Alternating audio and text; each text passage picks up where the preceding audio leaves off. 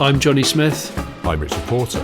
And this is Smith and Sniff, a podcast in which two friends talk about cars and many other things.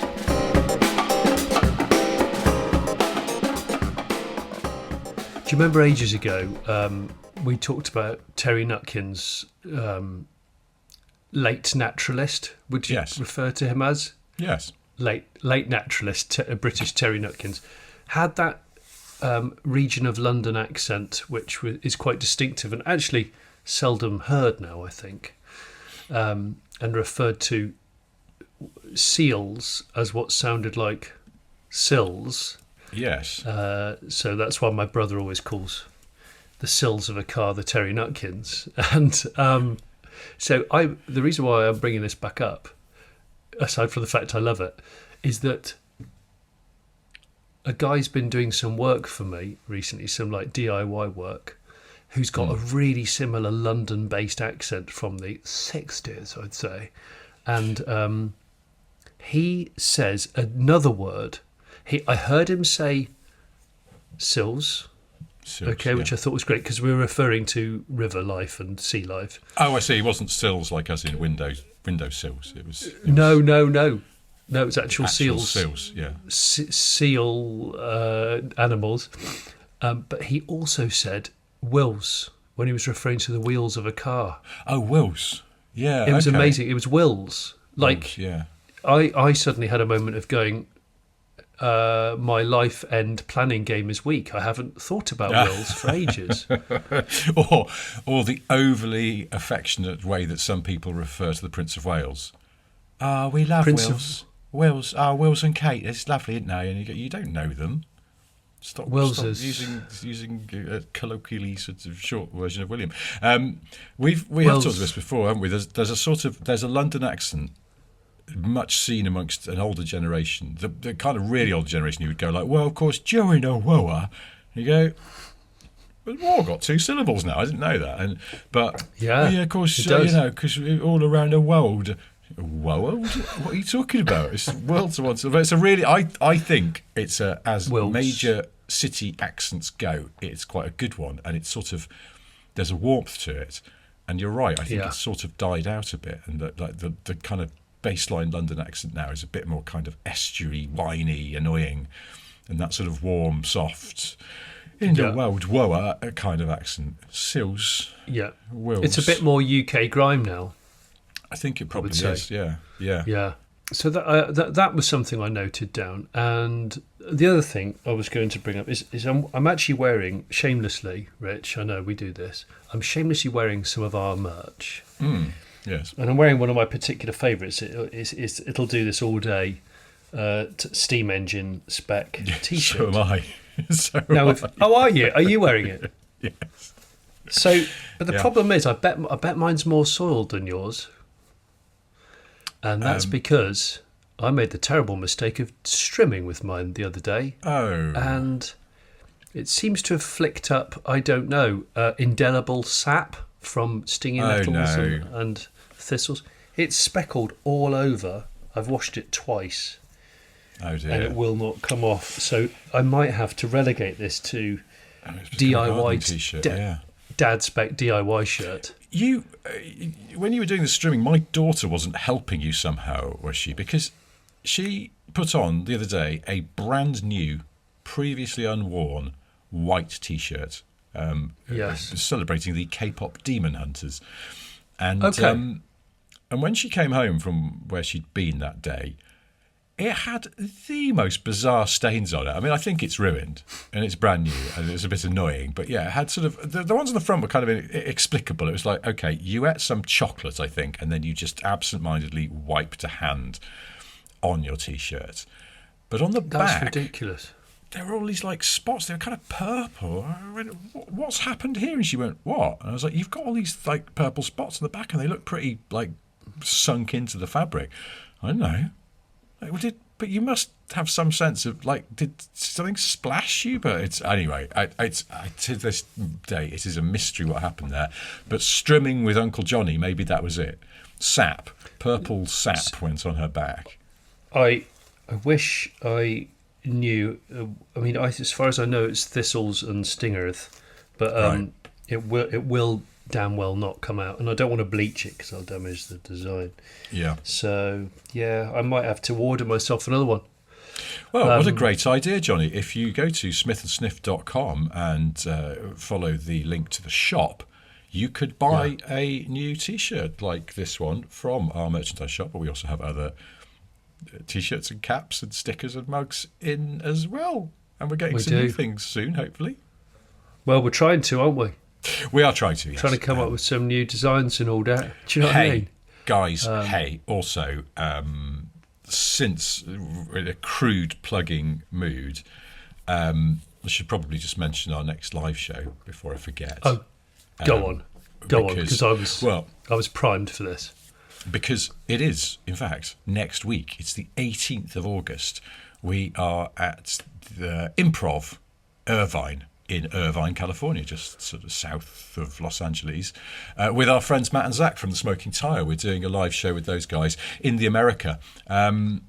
It's going to be great. And so go to smithandsniff.com and there's a live show page on there, and you'll get a link to Irvine Improv where you can buy tickets if you are in the United States, or, I don't know, hell, Canada or Mexico. There are flights, or you could drive. Come and see us.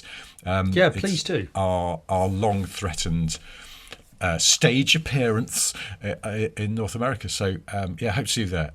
August the 18th, it's Tuesday, 8 o'clock we'll be on. And we'll be doing a lot of chat and some other bits and pieces, and we'll be hanging around and chatting afterwards or in the middle if there's a break. I can't remember what we've decided. I can't wait. It's our first American venture. In fact, and of course that's off the back of us being out there for off of the car week and all that. Well, I mean, do you know what I mean? That's the other bit. It's exciting. We are about to jet off to the Car Week, as it's now called, Pebble Beach Concourse, the Quail, all of those things. And so we're going to be doing some stuff that you will be able to see. Car Wealth Week, as we like to call it. Yes. I suddenly realised that we were due to go to America quite soon and go to a concentrated wealth hotspot. And so I just went and panic bought a linen suit. And this is amazing. You sent me a picture of this, and I had completely forgotten that we were going next week, and I haven't bought anything. So I might buy something at the airport. I don't know yet, or as soon as I land. No. I think both. Why not? We'll definitely at the airport, because who knows? I genuinely was a bit short of time. And so I tried on that linen suit. I'm not entirely sure it's the right size, actually. I'm a little bit worried, but anyway, it's a linen suit. I've never owned a linen suit before. It is a bit Man from Del Monte / Miami Vice, but I think when in Rome, it Bath was either Vice, that. would you say? Yes. Bath Vice. Yes. But it was either that or I thought lean into Englishness and wear tweed, and it is quite hot in the daytime, I think, in Northern California in August, so that would have been sweaty. So no linen. I might go a bit Paul Heaton and wear a rain. What's that Mac called? It's a cagoule. You'd call it a cagoule if you're an older person. Would you call it a cagoule or a wind cheater? That sort of similar. Yes. That's right. I wear that with some pull-up Duke of Edinburgh spec waterproof trousers, which are totally unbreathable. So you're going to go all in on waterproofness. Yeah, because I just worry that Pebble Beach. I know it gets cold at night. Yes, and stuff, but maybe it also might get a bit rainy. So I'm just going to wear those and be a bit more Paul Heaton / Gallagher Brothers about it, just all weather. I mean, cagoule. It's a good point in that if I'd gone all tweed, it's probably there's going to be a bit of sea mist. Yes. So there's a risk that up bright and early to go and look at some lovely cars by the sea, and the tweed just soaks up the ambient moisture, and so it becomes ridiculously heavy by lunchtime. You sort of bent double. it depends how thin your shirt underneath your jacket is, but your nipples might be visible and they might look like styluses from a turntable if you're not careful. No, I was going to fully commit and have a tweed shirt as well. Everything tweed. If you're going in, you might as well go all in. So 3-piece suit with a tweed shirt underneath. Bloody hell. Tweed shoes. But yes, you just become unacceptably heavy and sort of end up just doing an involuntary forward roll into Jay Leno or something. So I thought against that. But yes, linen. He'd like that. If we did some awful parkour around him, he'd enjoy that. You just can't get caught off balance, and the sheer weight of all your clothes causes you to fall backwards into a Hispano-Suiza or something. It's just, it's fraught with peril. So, no, I'm going to just wear linen the whole time. Everything linen. I might wear, Simply Red, Mick Hucknall from the, I forget which album cover it is, where he's wearing just a huge flowing smock. I might wear that. Is it Stars? Was that the one? Is he wearing a smock? It might be Stars. It might have even had a constellation stitched into it. But imagine that made of linen, extremely flowing and loose. Mm. I think I'd wear that with some loafers. I'm thinking with some suede loafers. Oh no! I've just realised I sent you that picture of me trying on the linen suit, and you said what I needed to go with it was, in fact, your exact wording I think was cocaine white espadrilles. That is what I said. Because Miami Vice. I haven't had a chance to get any. I think I might have run out of time now. But no, we can. There's still time for the drill. Well, you think we could just get some locally sourced?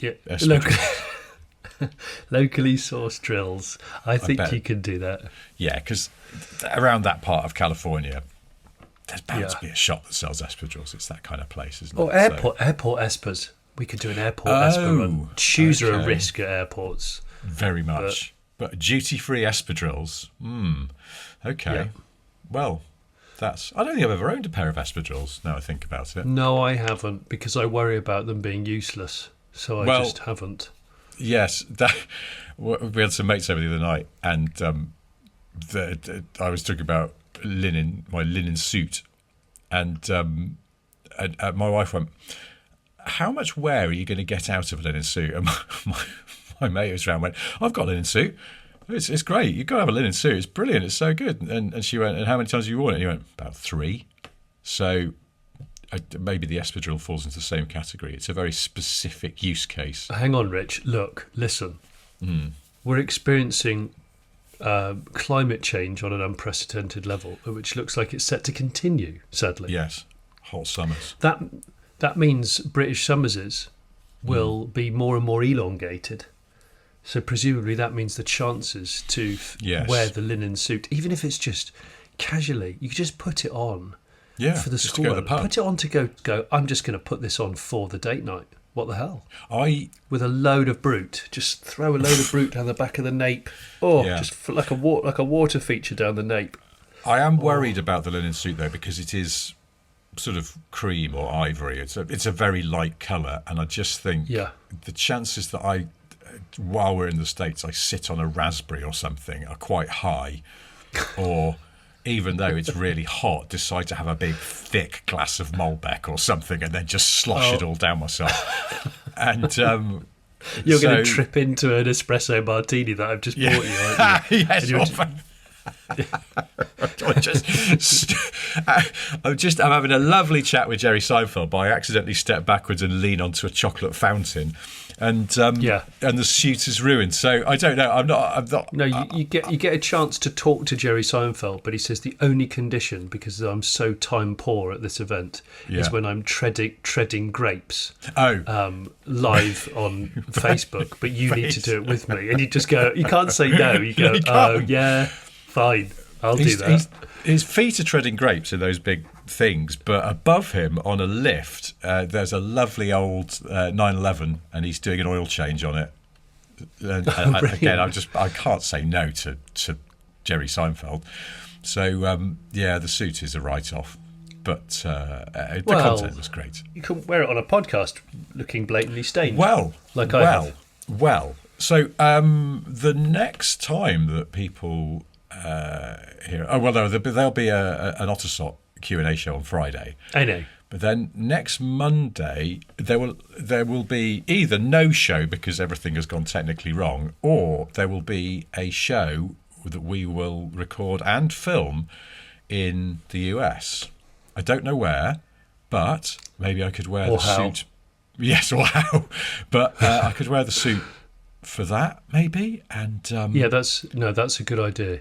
You should do that. You can just sit there like cutting up watermelon or something while I visibly wince. Okay. Well, I was going to play whack-a-mole with some raspberries and some blueberries on a butcher's block. All of them. Yes, forest fruits whack-a-mole in close proximity to a light-coloured linen suit. That sounds great. I look forward to it. Or just very carelessly keep handing me overflowing mugs of black coffee. That would be good. Well, you know what? Talking about America, and as we are, I'm going to try and segue into something that's not irrelevant. Okay. And talk about this. One of my least favourite things that's gone on in the automotive world of late is the takeover. I might have mentioned it before, which seems to be a predominantly American thing, where people. I still can't work out if it's cars that are owned by the people or whether they just steal cars and do it. Because it seems to be a lawlessness about it. Yes. Anyway, it's a bit unhinged and extremely mechanically unsympathetic. And yes, there's this trend of people showcasing how they can't drive in front of hundreds of people, and I don't understand that. Yeah. But there's a Chinese car company who have created the self-driving donut car. Have you seen this in the news in the last couple of weeks? Missed that. Oh, it's a Denza. Okay, so it's a Denza Z9 GT. Oh, it's that one. It's got and you can pre-program it to self donut. I didn't if know you that. want it to, and there's lots of videos of people doing that. I know you can do it, but why would you do it? When's that going to be good? So basically, you could create your own takeover with a load of self-driving donut cars, which may or may not create the same amount of carnage. I'm not actually sure. Well, I don't know. Presumably the car is better at doing them than the average buffoon who tries it at one of these takeovers. But is like this one of these things though that it's like launch control. How many times does the average person use launch control in their own car? I think it's one, maybe two. I agree. I think once the novelty's worn off a little bit, or you think about the practicalities of it, which people that say they don't think about the practicalities, they're lying. You do start to go, well, hang on a minute, I'm using a lot of tyres here, or it's like the tank turn thing with the G-Wagons and some other stuff. Yes. The whole tank turn thing is just like, I was bored of it before the end of the first video that I watched of it. I was like, okay. And how's that going to aid me? No one uses those cars on mud anyway, so it's irrelevant. Well, that's the thing they do say. I think particularly the G class, they said you do it on a loose surface. But I've seen that. Is it a Denza? It's a Denza that can do it, isn't it? One of those the big SUV things can do it, and I've seen it. I'm sure doing it on tarmac, and it really went through me. It was a bit like your tyres and your drivetrain. Stop it! It's just going to mess up your car. But I guess this old Denza Z, it's 1582 horsepower. Yes, it's 0 to 60 in 1.9 seconds. It's the fastest BYD model I think out there. That's just unpleasant, though, isn't it? Doing 0 to 60 in 1.9 seconds would be an unpleasant sensation. It's like not even a roller coaster. It's just like makes you feel a bit sick. It's all getting, and that's the thing. I think we've got to the point where it's like in the world of phones, where the iPhone's done all the things it can do. So now you've got to focus on either making it cheaper, shrinking its physical size so it fits back in your pocket, or something else. I don't know. And I think we're a bit like that with car world. But I'd like to see a completely autonomous takeover. hopefully less people will get run over. Because I always... Well, I wouldn't bank on it, given the state of self-driving car technology at the moment. It's not as good as they claim. So, No. I don't know. No. I feel, yes, you're right to a point. There's this sort of... It's like that old story on The Onion, supposedly written by the chief executive of Gillette, that said it was headlined something like, "Fuck it, we're going to 5 blades then." And it's just, men's razors. All they can do is keep adding blades to get one up on the competition, but it really isn't there's no need for it. It's all just being different. Instead of abandoning built-in obsolescence, I've had the same razor blade for definitely all of this year. Ooh, yeah, definitely all of this year. Yeah, they're not paying me to say it. Well. I've got a Harry's blade, and it doesn't go blunt, seemingly. It just doesn't go blunt. Oh, that's interesting, because I've got one of those Harrys. Yeah, they're not paying us. I just went into Boots and bought it, but I've got the same blade. I use it twice a week, and it just keeps going. I think someone, like the Tooth Fairy, goes into the bathroom in the middle of the night and switches it with a new blade, because I keep going, this still doesn't feel blunt. What's going on? Well, anyway. Also, in fairness, you and I both have beards of sorts, don't we? So we're sort of just trimming the edges. It's less intense on a razor, I suppose. But I was going to use a strimmer instead. Yeah, but it's just got to do thistle the edges. sap on it. It's got thistle sap on it. If only I had a headless trimmer, which wouldn't do anything well in particular. A headless trimmer? Shame. Yeah, on a plinth that's perfect for shows, or just maybe firing up in your bathroom in the morning when you're just a bit tired. Have you run that thing since we were at Festival of the Unexceptional? No. Not yet. If you'd asked me to bet, I'd have said, I bet Johnny's had a little, just bored of an evening. Just gone, just fire up the old Ideal for Shows engine. I've got a perfect place for it on an outdoor dining table. A nice glass of Malbec. I might fire it up and see if it just hops across the dining table. You could use it as a sort of horticultural Ouija board, and if it hops towards whichever person... I don't know what I'm going to do with it. I do not know. Well, I think it's clear I don't need it. I don't know that we can take it to we certainly can't take it to the US. That would be weird. No. But then the live shows that we have coming up later in the year are all indoors. Yeah. I don't know that you want to fire up an engine inside. Not a two-stroke, my son. Not a two-stroke. Not a two-stroke. So it's almost like you'd have to invite everyone to go outside to watch you, and it's not that impressive. It's not like starting up a Merlin or something. So I don't know. No, anyway, we'll take it to a steam rally with some camping chairs and some warm ale. Yeah. Yes. Room temperature brown booze. Couple of cans of tepid Fosters. Oh no! Don't. No. As people will know, this podcast is sponsored by our friends at Car and Classic. Did you know that, Johnny? Certainly is. I was aware of that. Yeah. Oh, good. Thank you. Good. I'm glad. Yeah.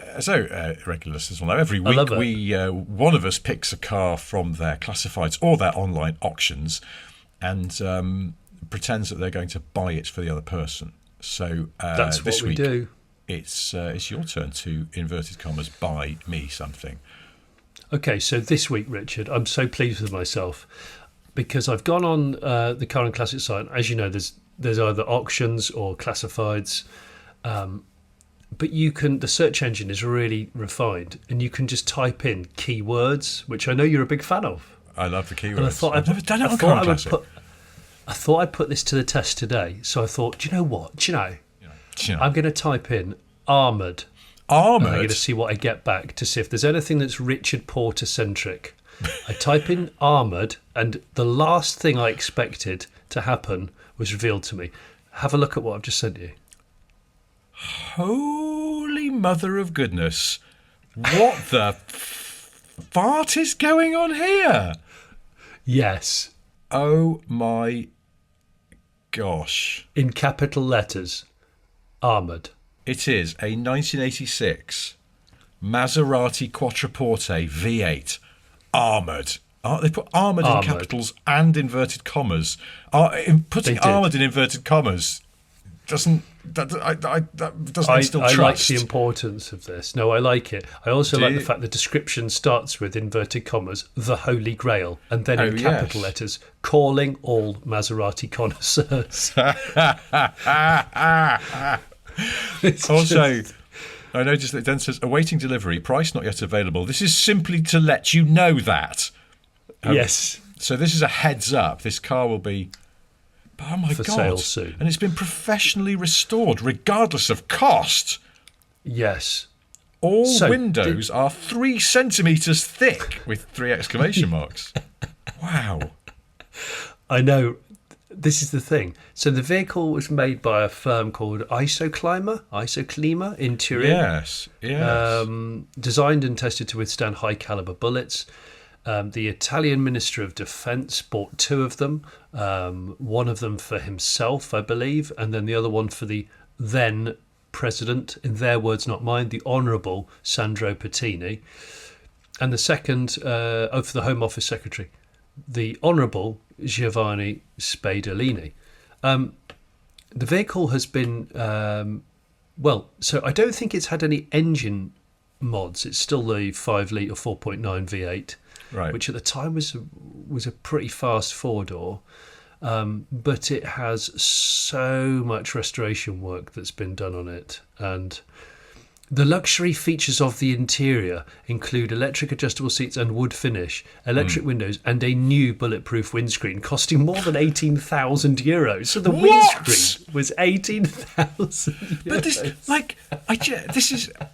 I love that. I think it's fantastic that they've authentically restored this car, but at the same time you just go, I feel like it's now a classic. You could have eased up on the bulletproofing, or is this for somebody who wants classic cars but they are still in grave danger of assassination at all times, and so even at the weekend when they're just going to a classic car show, they have to sit in their bulletproof Maserati.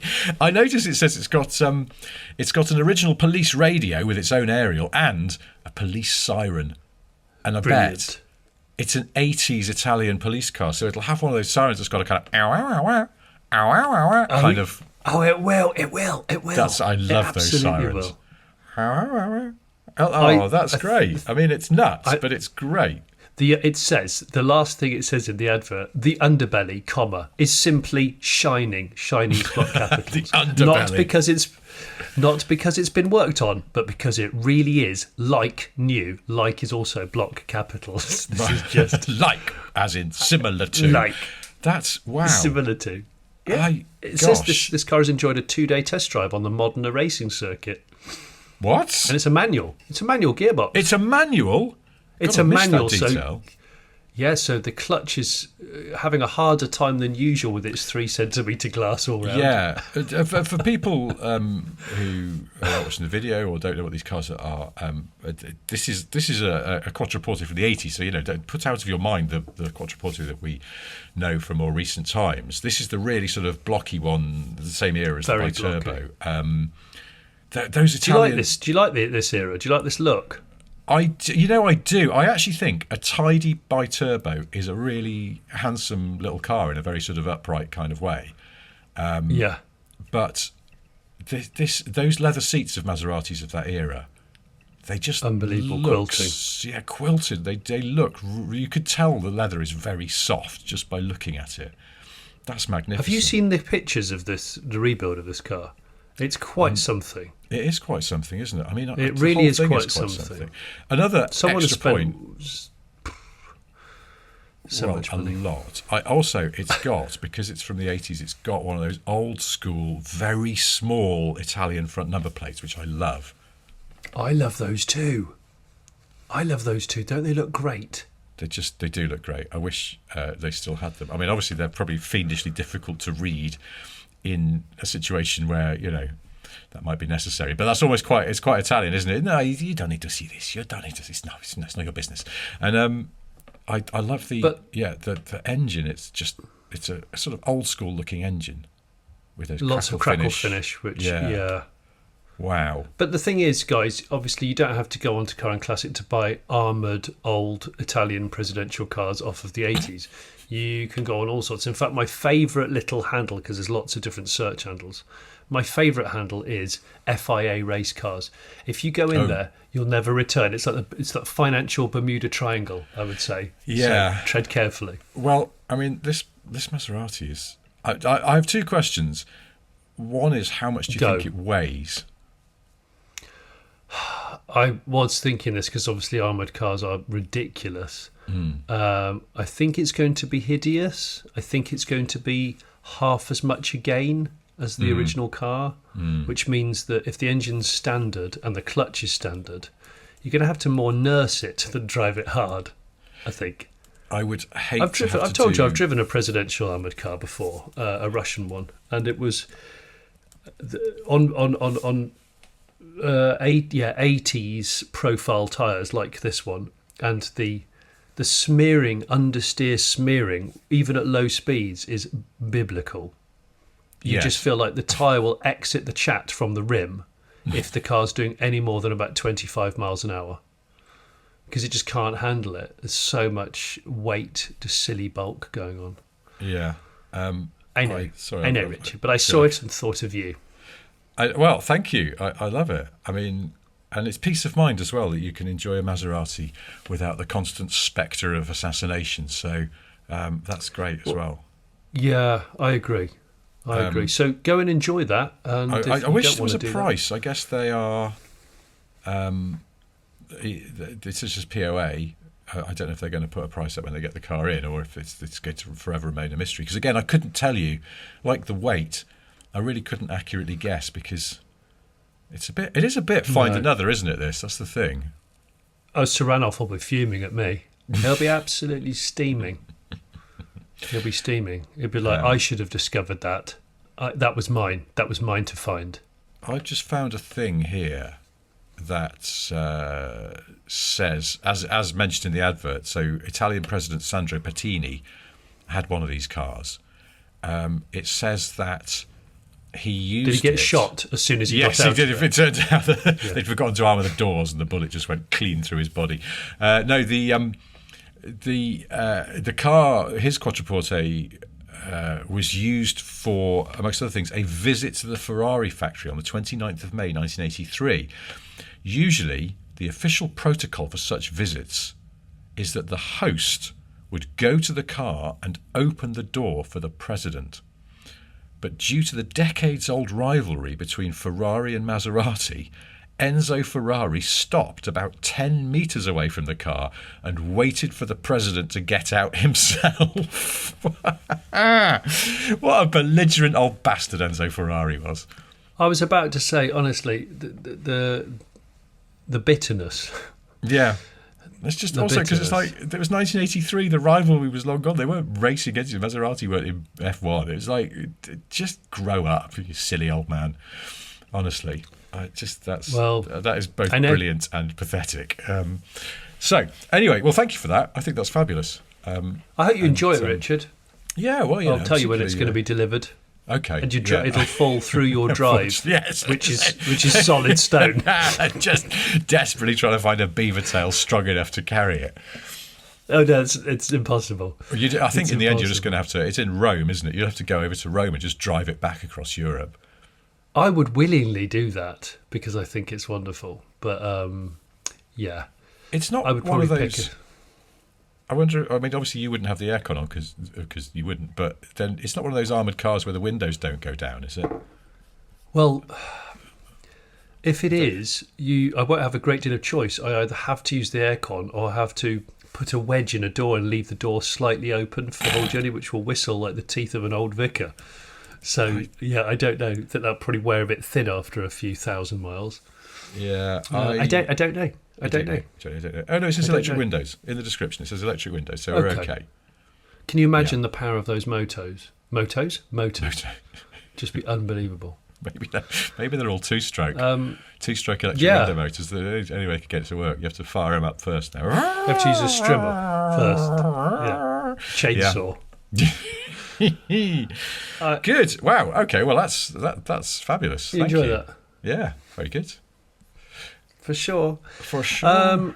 In my other job, the Late Break Show, I had a bit of a miscommunication with somebody over the last week or so. I was getting extremely excited because this person contacted me to say that they had a car that's been sat on their drive for nearly 40 years. They were based down in Devon. I looked where they were in Devon. I thought, oh, crumbs, that's interesting. That's exactly where I bought my Beetle, my first car.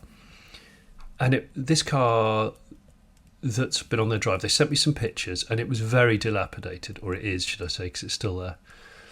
But a suicide 4-door big American car from the 60s. And I was like, oh, yeah, we'd love to do that. We'd love to come over and film it with you and things like that. And he was like, oh, that's great. He said, really, I haven't got the money and the time to do anything with it, and it's so sad. And the engine caught fire on the way home when I drove it. And I tried to get it going again, but I didn't. And one thing's led to another, and it's been 40 years. Anyway, 3 or 4 more emails. Me trying to get a date nailed for us to come and things, and he said, "Oh, you're gonna need a transporter to take it away, but access is okay." And I was like, "Well, are you what? I won't be taking the car away." And then it suddenly switched to, "Oh, well, I thought that you did restorations for people." Oh no! And I was like, no, I never restore cars for people. I try and restore or rebuild my own project cars, but I don't restore people's barn find cars. I wish I could. That would be extremely charitable, but I don't do that. I'm really sorry. So it went from being he was really excited to the last message I got from him went, "Oh, well, I was expecting a restoration, so I'm afraid that this is not something for me." Full stop. Yeah. Wow. That's awkward. Yeah, I think he was expecting me to be like some sort of fairy godfather that would just wave my wand. Bearing in mind that there were handfuls of holes in crucial parts of the bodywork where you're like, I don't think you'd be able to pick that car up without bits physically falling off. So I felt quite sorry for the car. But yeah, so that was slightly awkward. So it went from being a really exciting potential barn find on a driveway to not happening at all. Did I tell you about that Rolls Phantom that was at the place that did made a new exhaust for my Honda Beat? And when I went to pick up my car, there was this white Rolls Phantom, like a 60s one, parked outside. Right. And from a distance, like quite a big distance, I was like, ooh, that's nice. And then as I got closer to it to walk into their premises, I was a bit like, ooh, actually, wait a sec, this doesn't look great. And when I went back outside with the lady who runs the place, I said, what's going on with this Rolls here? And she went, a customer of ours bought it sight unseen in the US and had it shipped over. And when it turned up, it was like this. Come and have a look. And as we went right up to it, it was shocking. First of all, it had been repainted with a shovel. It was absolutely shocking. It was white, which I think is always not great on those cars because it's a bit wedding-y, and you know, a lovely silver or something is so much more sort of elegant. Yes, white paint applied with bare hands was the sort of look. But then Jerry Seinfeld's feet. Yeah. Yeah. He's foot painted it for you, sir. Yeah. He so this guy had bought it without, and it apparently looked amazing in the photos, and he sort of then realised the photos were from many, many years ago. It's like it had visible filler under the paint, rust everywhere. It's like the arches sort of looked like they'd been unhemmed. Like, you imagine if you sort of unpick the hem of some trousers and it's just all sort of thread and fabric hanging down. They were like that. They were so uneven. It was the most shockingly shit car I've ever seen, I think. And I said to the lady, so what are you going to do? And she went, well, we've told him we can't take it on because it's essentially unrestorable. It would be a waste of money. Or you'd spend so much that it would just be absurd. You'd be better off cutting your losses and buying another one. But yeah, and it's shipped all the way in from the States. I was like, well, now there's a salutary lesson. Because, old photos, it's a sort of not an uncommon trick, I think, isn't it? And the actual car was an absolute dog. I know. I've said it a lot of times, but buying a car unseen is fine for a certain amount of money that you can afford to lose. But versus the cost of paying somebody who knows what they're looking at to go and see it and do a little report, a man on the ground, as it were, it just pays dividends. It's so much cheaper to do that. the number of times my brother's been paid to go and analyse a car that somebody's bought unseen and is a bit worried about it, and then gone, if you just paid me to go and look at this car a month ago, I would have said don't bother because it's awful for these reasons. But you're now paying me to tell you that the car is a waste of time and you need to put it back on the market and cut your losses for exactly what you said with this one. So people just get caught up in the thrill of it all. And really, don't forget that actually spending that money on a person, a real person who knows what they're looking at, is just so valuable. I know I'm probably teaching grandma to suck eggs, but I just thought it's always mentioned. And I know that's where owners' clubs are great, because there'll be a guru in the owners' club, and you go, would it be okay if you went and looked at this car for me? And they might go, okay, well, yeah, it's going to be 450 quid for me to go and do a sort of 1 hour walk round of it. But you think 450 quid in the grand scheme of buying that car and all the headaches you might have and the hourly costs of repairs is actually a pipette in the ocean. So well worth it. Yeah. And that's the end of my Smith and Sniff TED Talk. Sensible advice. Yeah. I'll happily talk about Thomas the Tank Engine next if you wanted me to. Well, I was just going to say, talking of Rolls Phantoms, I forgot to say the other day, or it was a couple of weeks ago, I saw what I think is a very definite ultra old money thing, which was, in this country, Talk to me. A 60s Rolls Phantom in very tidy order by the looks of it, on 60s. Swiss plates. Oh, okay. Like, yes. I didn't get a chance to see it was driving away. I didn't get a chance to see if it was right or left-hand drive. I like to imagine it was right-hand drive, but the owners, sometime probably in the 70s, when income tax was like 90% or something for top rate earners, the owners of that car had fled to the shores of Lake Geneva and stuck the Royce on some Swiss plates and never parted with it. So we pop home occasionally in it, and it's just like that's some proper wealth, isn't it? That's just money.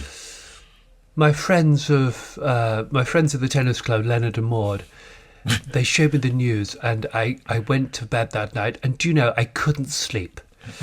I tossed and I turned and I tossed again, and then I thought, no, this is enough. I woke up, I quickly threw some valuables into a small steam chest. I threw it straight into the boot of the Rolls, and I woke up Leonard and said, Leonard, we must flee. Leonard, leave everything now. Bring the dogs, let's go. We'll worry about what we've left behind later. I'll speak to the maid. And you know, we just drove straight into the night in the beautiful, almost silent Rolls. And I don't think I filled it up all the way. I think I had a large enough tank. I don't remember. Maybe I was asleep at the time. I don't remember. It was like a dream. Sort of joking aside, but 60s, man, that kind of sort of person who lived that extraordinary carefree lifestyle in that era. I always feel there's a sort of whiff of, they're not hippies, but they have a sort of hippie soul. And oh, yes. So they're not the kind of people who would flee the country to avoid high taxes, partly because they just sort of couldn't be bothered, but also, it's just like, well, so we've all got to do our bit, haven't we? And they just keep paying tax. That's right. Whilst also having some kind of fiendish offshore scheme that meant that their enormous family wealth was kept safe, but they wouldn't run away just because income tax went up. They'd throw money into a side project that would inadvertently end up becoming hugely successful. Yes. But they hadn't given it any attention. They just gone, oh, that seems fun, and I'll put 10,000 into that, which at the time was 200,000. Exactly. It would be, of course. I bought the place in Hampstead in 1964 for £870, which was a lot of money at the time. But of course, then in the late 70s, I sold it for £2 million, and I invested some of that money in this fairly curious, queer little film project called Star Wars. And, it actually took off. And that's the kind of thing that just people who sort of they just fall upwards all the time. It's just it's almost like it's what's the movie where where you've got to get rid of all the cash. I watched that, and I watched that in the last couple of years. Brewster's Millions. Brewster's Millions. Yes. Millions? Yeah. So who was in it? Richard Pryor. Pryor. That's it. Yeah. It's a cool film to revisit. Yeah. Yeah. But I think those people who just they've got a fortune and but they're sort of not that obsessed with money and they keep just trying to give it away and invest it in whimsical things and they keep accidentally becoming more successful. I think they're called profit boomerangs, aren't they? They just keep throwing money away and it just comes back plus more. Oh, well, that was fun. Let's do that again. Yes. I know. I invested in a crazy machine. It was like a semi-boat type contraption with a huge propeller underneath, and it would hover off the ground ever so slightly. I didn't understand it at the time, but we were enjoying a rather good game of golf, and as the drinks were flowing, I thought, this gentleman's got something about him. I'm going to give him several thousand and see where it goes. This cockerel fella. I heard nothing from him in maybe 3 or 4 years, and I thought, well, maybe he's a cad. And then, of course, I received a telegram. And, on this telegram it said, now that you're a 30% investor in what is now known as the hovercraft, I was astounded to find out that I'd been gifted a small island. I'd never been there before. I went there and it had, the largest indigenous species of specialist lizards. I went out there. We lived out there for 2 years, amongst the lizards. And then a chap called David Attenborough, who I'm sure you've heard of, he came over and stayed. And, well, I think I sold the island in the 1980s to somebody involved in computers. Yes. I don't quite remember. It's all a bit fuzzy, but it was a fun time. And I kept several lizards and brought them home with me. In fact, they're here. Yes, they're here. They've become enormous. It's quite a challenge. There was a guy I used to work with a long time ago, so in the late 90s, and his uncle, I think, had taken a punt in the 80s on a little company. Again, it was sort of doing marvellous things with computers called Scion. Mad and marvellous things. I love that. And... but yes, he bought Scion shares, I think it was, and then Scion became huge for a while. But he gifted, as a sort of birthday, like a 12th birthday present or something, to this guy, some Scion shares. Not loads, but just, some of his stash. And they just kept going up and up. And this guy that I worked with then flogged his Scion shares and bought a Corrado VR6 Storm. Which I thought was a great thing to do with a, unexpected cash bonus. It was constantly being stolen, though. That's the only problem. That Corrado, or attempted to be stolen. He'd put some extra security on it, I think, but it was like he'd come out in the morning and find someone had crowbarred the bonnet open and all sorts of stuff. So it was actually a bit of a stressful car to own. But it's a target, yeah. Yeah, well, in the late 90s, yeah. And it was a lovely car. Yeah. They still are, aren't they? Mm. They are. The Storm's the one as well, right? Yes, yeah. No, definitely. Do you know what I watched, talking of Brewster's Millions, I watched with my son the other night, the Running Man, the original Running Man, the Arnold Schwarzenegger Running Man, because he decided that he wanted to watch it, that it looked interesting. I thought, okay, I haven't seen the Running Man for flipping ages. I know it's there's a lot of leotards and a bloke that shouts, who loves you and who do you love? Right. And it was extremely 80s, of course. Yeah.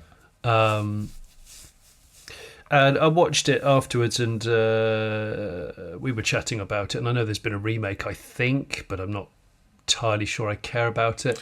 There has, and, well, it made me think about a game, a more Smith and Sniff version of this. It's called the Running M.A.N. It's about a lorry that's been left idling for some time. Okay. And the idea of the game is you release several hundred lorry drivers. Okay, so ultimately what this is, I've thought the positive spin on this is that it's to encourage lorry drivers to be fitter. I see. You have a Running M.A.N, okay, and the first lorry driver to get to it wins it, and it's a brand new M.A.N. I see. Yes, we've got a format here. Right, good. But the lorry is something like 4 hours walk/run away, and in amongst all of that, there's things like there's a pack of unhinged dogs. Of course. Yes. There's a river that you've got to get across. you've got to go through a shopping precinct with loads of really like convoluted aisles and things which you can't quite navigate and understand. What about, have you got to get from the front entrance to the bit where you pay in an IKEA? Yes. Because that's a few miles in itself, surely. It is actually, and not buy anything and not be tempted at any point in time because it'll slow you down. Because there's a running M.A.N. and you've got to go and get to it in order to win it. I think there'll be a second and third prize because it's going to be quite a difficult challenge and you want to incentivise people. I don't think there's going to be any death. There won't be people like running after you on sort of motocross bikes with chainsaws, which there is on the original Running Man. Oh, right, okay, yeah. And I'm on. This is very early concept days, so I was hoping that you and maybe the listeners could help me to fill in some of the gaps. Bit. Yeah. But no, I think it's solid. And obviously, you get buy-in from M.A.N. who could lay on the price, so essentially quite attractive budget-wise, which is always an issue in TV these days. Yeah, but also it's to maybe to showcase their sort of latest Euro 6 emissions compliant diesels. But the authorities are trying to find the running M.A.N. as well, because I don't know, they'll penalise someone that's just needlessly idling a truck when they could have just shut it off to save fuel emissions. True. Do trucks have stop-start now? That's a very good question. I don't think huge Arctic lorries do. No, but I might be wrong. I feel like you don't sort of hear them fire up at the lights when they move off, but no. Is there a technical reason why they wouldn't? I don't know. Because M.A.N. makes smaller vehicles as well, smaller craft. Yeah. The sort of Mercedes Sprinter size things, or the Volkswagen Craftery thing. Yes. So that could be an offshoot for a slightly more lighter weight one. It's like Total Wipeout when Richard Hammond did Total Wipeout. Yes. I see it as being a version of that, but it's probably more dangerous. There's livelihoods on the line. Yes. And more sheer distance. Running alongside has just reminded me, I forgot to say last time, hello to the chap at Festival of the Unexceptional as I was leaving, who started running alongside. I was only driving at like 5 miles an hour because you're supposed to along the drive out of the Grimsthorpe Castle, because he was the previous owner of my Ford KA. So not the guy I bought it off, but the guy that owned it before him was there. Really? And he went, "That's my old car." And he said, but the thing was, there were lots of other people trying to leave, and it's only a single track paved bit to get out of there. So I didn't want to stop and be that person who blocks everybody's way. So I just sort of eased off slightly, but just kept going, and he sort of ran alongside. And I sort of I feel cruel doing this, but at the same time, I hate it when people block things because they want to do something. It's just sort of selfish. So I kept moving, but then it became a little bit improbable. Also, hello to the Smith and Sniff listener on the M40, who in slow moving but not stopped traffic pulled alongside in his Fiesta and wanted to say thanks for the podcast, but obviously we were moving at 30 maybe.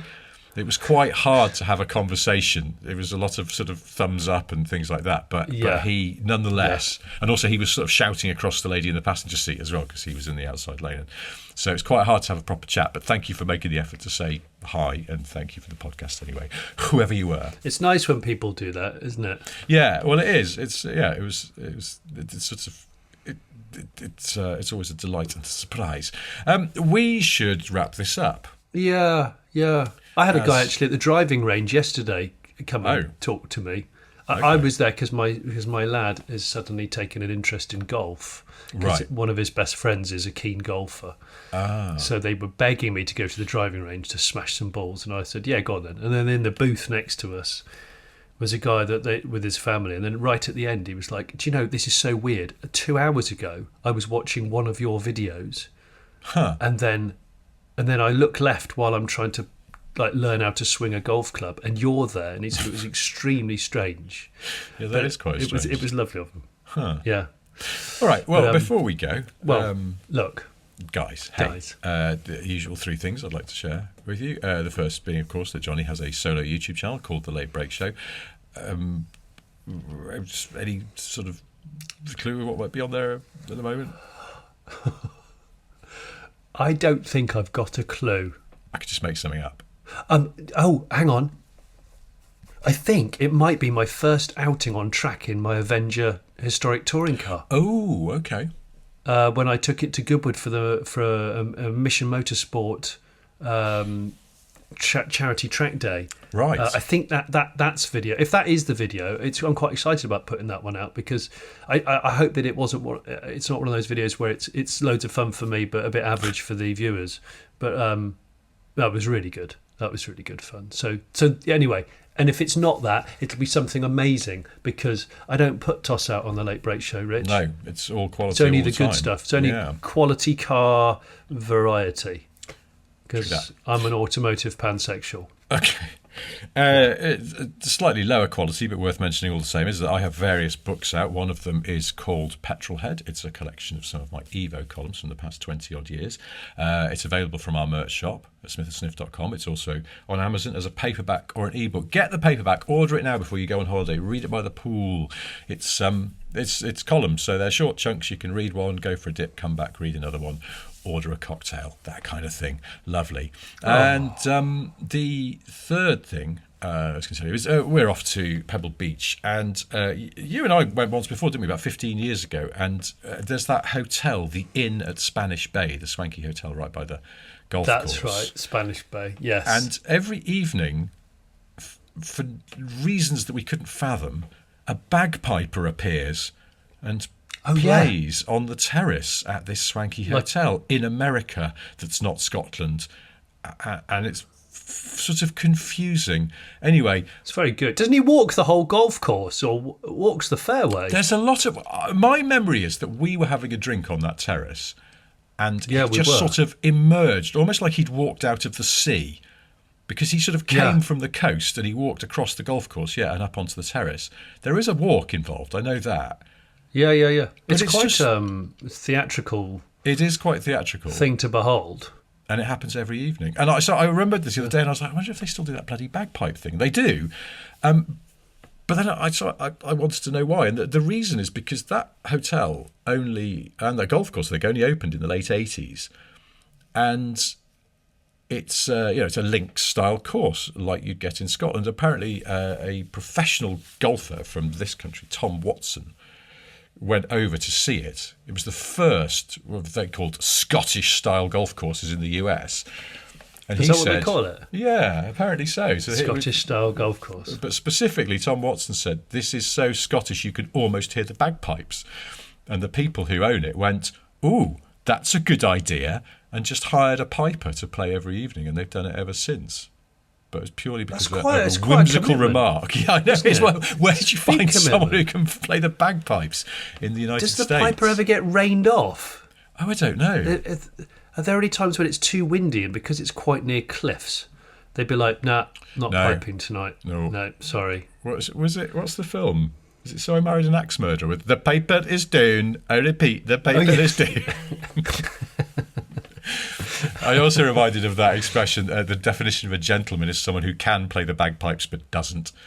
Your opinion of pipe music may vary. I find it quite pleasant sometimes, particularly if you're sitting looking at a beautiful ocean vista in Northern California. It's somehow incongruous, but I was going to say, nice. I'm looking forward to trying to do that with you, Richard. That'd be nice. Yeah, must make some time to go and hear the piper. The pipes. Okay, right. Well, before we completely offend our Scottish listeners, we should probably stop this. We will be back on Friday with an otter sot, and then hopefully next Monday you will be hearing and watching us in the US. And if there is no show, then you'll know that everything has gone terribly wrong. But let's assume it's okay, and we'll see you live on tape from America. Yeah, I was just saying, if you are watching us on whatever you're watching us on, probably YouTube, put a comment in. Yes. Because apparently it helps the algorithm and all that. Yeah, and like and subscribe, like the song's about to tell you. All right. Yeah. Or just write Rally Art Garfunkel down. Write it down 3 times. If everybody does that, you think about how many times the words Rally Art and Garfunkel will be put in the comments. Oh, that's surely good for the algorithm, Rich. Oh, I see. wise. All right, well, try that. But that's enough of this. We'll see you again soon. Until then, goodbye. All right then, cheers, thanks, Go on then, mate, bye. So you've enjoyed this podcast, but you've had a thought. Is there a way here today that you could show support? Well, you could join our Patreon, what wonders that it brings. Early shows and extra notes on that side of things. You could buy our merchandise with mugs and hats, but still no ties. One day we will make those pies, but in the meantime, guys, hey guys, like and subscribe, and maybe leave a nice review. Like and subscribe, we know you know just what to do. Like and subscribe, we don't want to take the piss. Like and subscribe, but we were told to ask for this. Like and subscribe. Like and subscribe. Like and subscribe. Like and subscribe.